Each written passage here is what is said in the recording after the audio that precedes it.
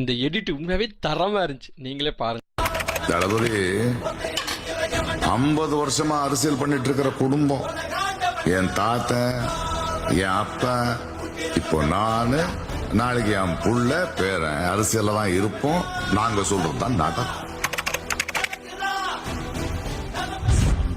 பண்றவனை கேள்விப்பட்டிருப்ப, அதுல ரெக்கார்டு வைக்கிறவனை கேள்விப்பட்டிருக்கியா?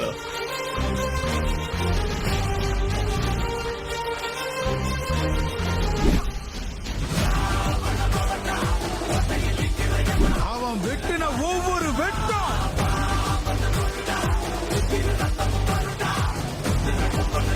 உங்க அப்பா இங்கதான் இருப்பாருன்னு சொன்னாங்க.